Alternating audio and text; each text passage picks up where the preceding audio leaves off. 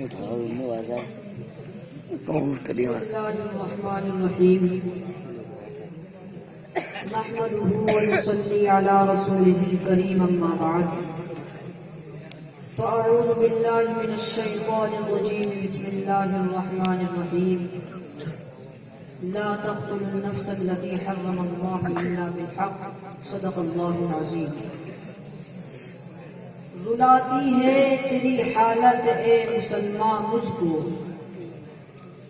رلاتی ہے تیری حالت اے مسلمان مجھ کو، کہ عبرت خیز ہے تیرا فسانہ سب فسانوں میں. معزز سامعین عظام اور حاضرین جلسہ، آج آپ حضرات ریڈیو اور ٹیلی ویژن میں سنتے ہیں کہ فلاں جگہ دہشت گردی ہو رہی ہے، فلاں جگہ دہشت گردی پھیلانے کی کوشش کی جا رہی ہے. آج دہشت گردوں نے اتنے لوگوں کو موت کی گھاٹ اتار دیا، اتنے لوگوں کی جانیں ضائع ہو گئی، اتنے املاک ہلاک و برباد ہو گئے، اور ان سارے جرائم کا مجرم اسلام اور اسلام کے نام لیواؤں کو قرار دیا جا رہا ہے. میرے دوستو، میں اس مختصر وقت آپ کو بتانا چاہتا ہوں کہ دہشت گرد کون ہے، پوری دنیا کے اندر دہشت گردی پھیلانے والے کون ہیں، دنیا کے امن و امان اور چین سکون کو چھیننے والے کون ہیں، روئے زمین کے باشندوں کی نیند حرام کس نے کی، کیا ان کے ملزم واقعات اسلام اور اسلام کے نام لیوا ہیں. حاضرین گرامی، اسلامی تاریخ کا مطالعہ کرنے والے جانتے ہیں کہ اسلام نے ہمیشہ امن و شانتی کی دعوت دی ہے، اسلام نے ہمیشہ صلح و آشتی کی دعوت دی ہے، اسلام نے ہمیشہ آپسی محبت و الفت کی دعوت دی ہے، اسلام نے ہمیشہ اخوت و بھائی چارگی کی دعوت دی ہے، اسلام نے ہمیشہ میل میلاپ اور خیر سگالی کی دعوت دی ہے، اسلام نے ہمیشہ نصیحت و خیر خواہی کی دعوت دی ہے، اسلام نے ہمیشہ ظلم و ستم سے روکا ہے، اسلام نے ہمیشہ فتنہ و فساد سے روکا ہے، اسلام نے ہمیشہ حق قلبی اور حق مارنے سے روکا ہے، اسلام نے ہمیشہ خواہ مخواہ کے نزاعات سے روکا ہے. میرے دوستو، اسلام کے عدل و انصاف اور دعوت امن و شانتی کا اندازہ لگانے کے لیے ضروری ہے کہ قبل اسلام کے حالات سے واقف ہوں کہ اسلام سے پہلے دنیا کیسے کیسے حالات سے گزری. 6 صدی عیسوی میں دنیا بڑی اضطرابی اور بے قراری کی حالت میں اپنے لمحات گزارا کر رہی تھی. ہر طرف ظلم و ستم، فتنہ و فساد پھیلا ہوا تھا. ایک دوسروں پر ظلم و زیادتی کرنے کو اپنی پرائرٹی ترین سمجھی جاتی تھی. ایک دوسروں کے حقوق دبانے کو ایک قابل فخر کارنامہ سمجھا جاتا تھا. ایک بادشاہ کا دوسرے بادشاہ کے ملک میں داخل ہو کر خون خرابہ کرنا ایک قابل قدر کارنامہ سمجھا جاتا تھا. غریب ازادار اور معذور لوگوں کو وہاں تک نہیں کیا جاتا تھا. ارے قیصروں کی تاریخ کسے معلوم نہیں، روم و ایران کی ویرانی کسے یاد نہیں، پختہ نسل کے قتل عام سے کون واقف نہیں، جنگ گیان کی بے دردی سے کون آشنا نہیں. الغرض پوری دنیا کے اندر فساد ہی فساد پھیلا ہوا تھا. روم ہو یا ایران ہو، ہندوستان ہو یا پاکستان ہو، یورپ ہو یا ایشیا ہو، روئے زمین کا کوئی خطہ ایسا نہیں تھا جہاں لوگ اپنی زندگی امن و امان کے ساتھ بسر کر رہے ہیں.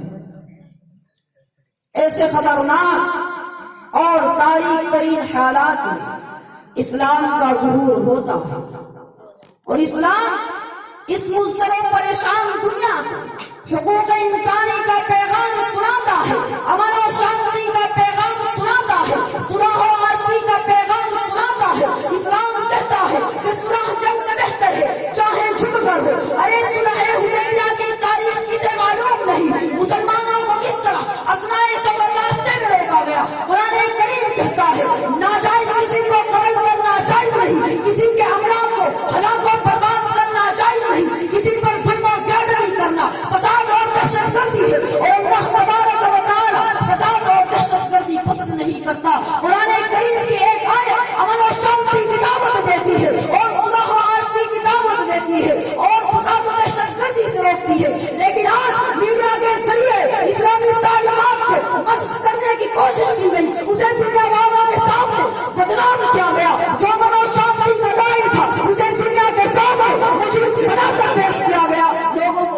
نفرتیں دلائی گئی.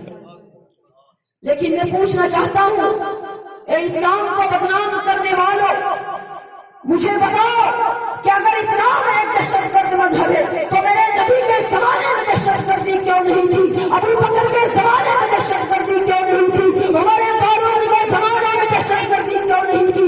عثمان غنی کے زمانے میں دہشت گردی کیوں نہیں تھی؟ علی حیدر کے زمانے میں دہشت گردی کیوں نہیں تھی؟ خلافت بنی امیہ کے زمانے میں دہشت گردی کیوں نہیں تھی؟ مغلیہ سلطنت کے زمانے میں دہشت گردی کیوں نہیں تھی؟ جب ان کے بعد اس وقت طاقت و قوت تھی، وہ دنیا کو تہوارا کر سکتے تھے، لیکن آج جب وہ کمزور ہو چکے، ان کی حکومتیں ختم ہو چکی، وہ محکوم اور مفروض الحال زندگی بسر کر رہے ہیں، تو ان پر دہشت گردی کا الزام کیوں لگایا جا رہا ہے؟ کیا اس کے پیچھے کوئی سوچی سمجھی سازش اور طے شدہ پلاننگ نہیں؟ روئے زمین کے مسلمانوں کے خون سے ہولی کھیلی گئی، مسلمان عورتوں کی عزت و عصمت کو پامال کیا گیا، ان کی آبرو ریزی کی گئی، ان کے دامن حیا کو تار کیا گیا اور کیا جا رہا ہے، لیکن کہیں سے اس کی بندش اور روک تھام کی آواز نہیں آتی. میڈیا میں کبھی یہ نہیں کہا جاتا کہ ان پر ظلم و زیادتی ہو رہی ہے، ان کے حقوق پامال کیے جا رہے ہیں. یہودی اور عیسائی کے معاوضے ان کی قیمت ہے، مسلمانوں کے خون کی کوئی قیمت نہیں.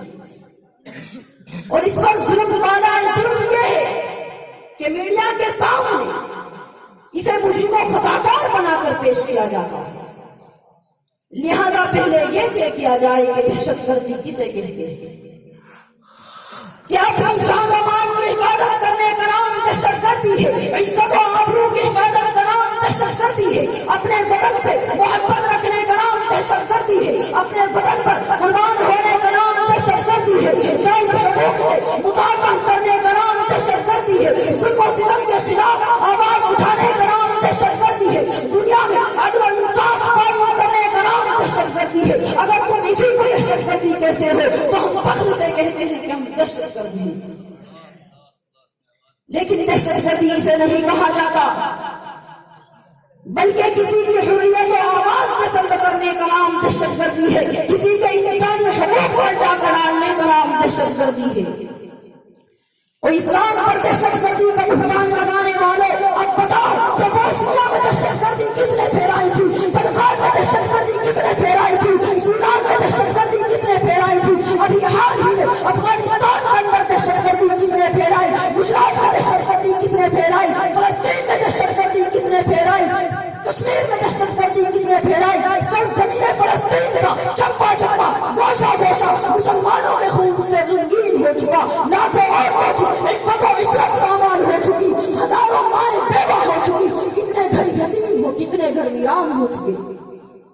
مسلمانوں، میں ان درندے یہودیوں سے پوچھنا چاہتا ہوں، اعلان جہاد امن قائم کرنے والوں، اگر تم واقعات امن قائم کرنا چاہتے ہو تو خود دہشت گردی کرنا چھوڑ دو، دوسروں کی آبرو ریزی کرنا چھوڑ دو، دوسرے کے حقوق دبانا چھوڑ دو، دنیا میں امن قائم ہو جائے گا. یہی دہشت گردی کے خاتمے کا اصل علاج ہے. دعا کیجیے کہ اللہ تبارک و تعالی ہم سب کو اور دنیا کے تمام مسلمانوں کو دہشت گردی سے محفوظ رکھے. وما علینا الا البلاغ.